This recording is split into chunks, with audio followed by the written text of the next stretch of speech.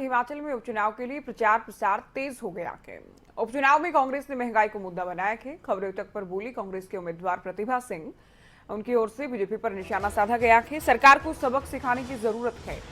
सरकार को सबक सिखाने की जरूरत और वक्त है। प्रतिभा सिंह ने कांग्रेस पार्टी की जीत का दावा किया है।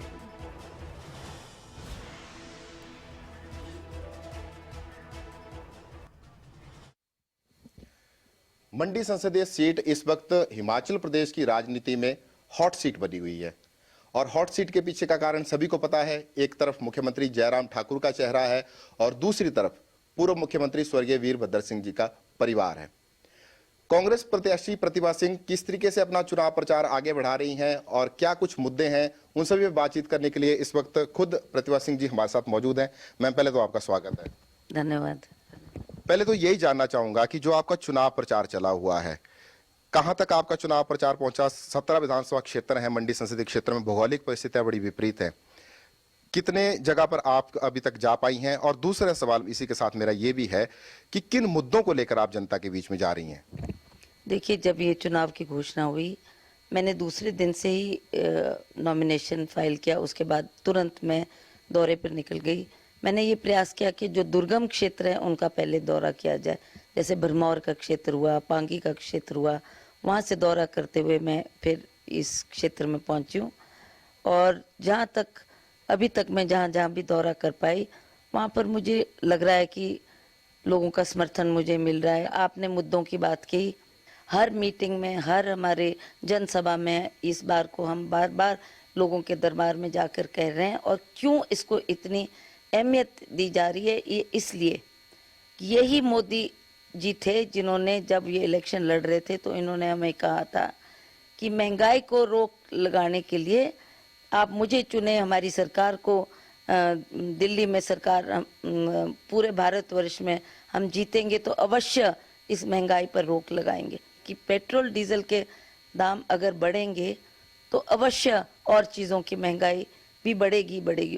उसके ऊपर भी इन्होंने बहुत चर्चा की, बहुत आश्वासन दिए थे उस वक्त मोदी जी ने कि हमारी सरकार बनेगी तो हम इन सब कीमतों को कम करेंगे।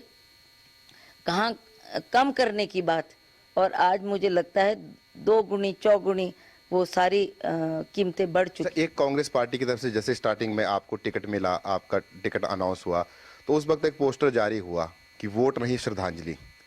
तो क्या मान के चले कि वोट ना मांगकर सिर्फ श्रद्धांजलि मांगी जा रही है?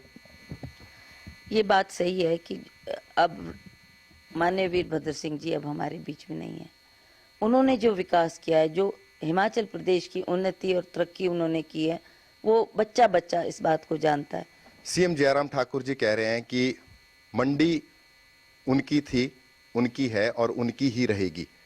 और मंडी से उनका तात्पर्य पूरे मंडी संसदीय क्षेत्र से, और शायद उनका कहने का मतलब ये है कि मंडी संसदीय क्षेत्र पर भाजपा का राज था, भाजपा का है और भाजपा का ही रहेगा। क्या कहना चाहेंगे? मुझे नहीं लगता कि इसमें कोई बड़ा भारी तथ्य है उनकी इस बात में।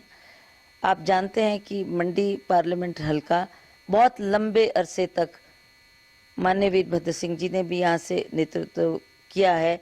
वो उनको भी 2-3 मर्तबा लोगों ने यहाँ से चुनकर, मंडी पार्लियामेंट्री सीट से चुनकर एमपी बनाकर केंद्र में भेजा है। और आज ये कह रहे हैं कि ये हमारी है और हमारी ही रहेगी।